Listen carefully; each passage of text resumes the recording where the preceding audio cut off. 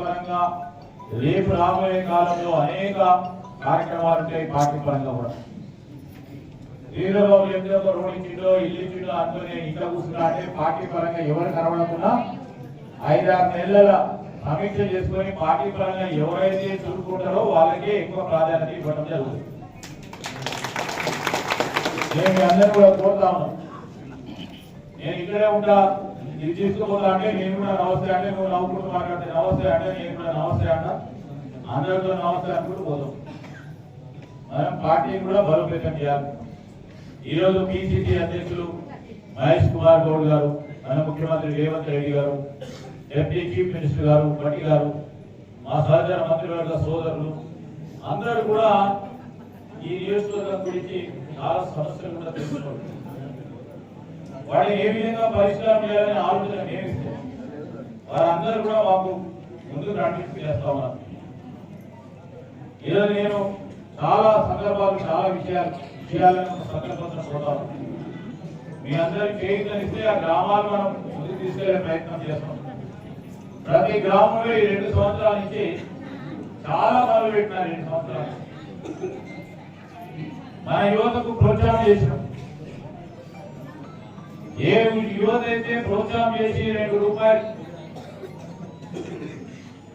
ఆలోచన చేసి వారి పరంగా పార్టీ ముందు పెట్టినప్పుడు ఎవరైతే ఆలోచన చేయలేదో వారి పేరు కూడా నేను ఇప్పుడే చెప్తాను. అన్ని సమాచారం తీసుకున్నాం. శ్రీధర్బాబుకు నమస్తే పెట్టాం, ప్రకాష్ రెడ్డికి నమస్తే పెట్టినాం, 2 పనులు చేపించుకున్నామని ఆలోచన చేస్తున్నాం. పార్టీకి 1 రూపాయి కూడా లాభం లేకుంటే పార్టీ ప్రయోజనాలకు సంబంధించి దయచేసి మీరు నన్ను పలకరించండి, నేను కూడా పలకరిస్తాను. కానీ మోసం అనే ఆలోచన చేయకుండా ముందుకు పోయేవాళ్ళని మీ అందరినీ కూడా కోరుతాను. నేను చాలా సందర్భాలు చూసిన మనోలే కొట్లాడుతున్నారు. కొన్ని సీట్లు పోయి పార్టీ బలపరిచిన కొంతమంది క్యాండిడేట్ ఓడిపోయారు. కాంగ్రెస్ పార్టీ పక్షాన నేను గెలుస్తామని కొంతమంది గెలిచి అలా ఇక్కడ కుర్చీలు ఇప్పుడు మా సోదరు వాటి కూడా ఆహ్వానిస్తాం.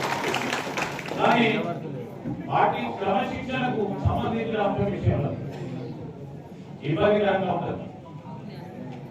ఈరోజు ఆ విషయాలను కూడా దృష్టిలో పెట్టుకోవాలి. నేను చెప్తా ఉన్నా, ఈ 2.5 సంవత్సరాలు మీరు మొత్తం కూడా నాతో నడుస్తారు. ఎందుకంటే అధికారంలో ఉంది కదా. దాని తర్వాత మా రమేష్ ఇంటికి నేను గుర్తు తిరగడం, మా ప్రకాష్ ఇంటికి గుర్తు తిరగడం, మా తిరుపతి రెడ్డి ఇంటికి గుర్తు తిరగడం, మా రాజా ఇంటికి గుర్తు తిరగడం, శ్రీధర్ మా మంత్రులున్నాడు కదా. ఇప్పుడు ఆయన ఎలక్షన్ వచ్చి మా రాజా చూసుకునే వాళ్ళ ఇంటికి రావాలి. దయచేసి అట్లాంటి ఆలోచన పెట్టుకొని ముందుకు నడుపుతూ దయచేసి నేను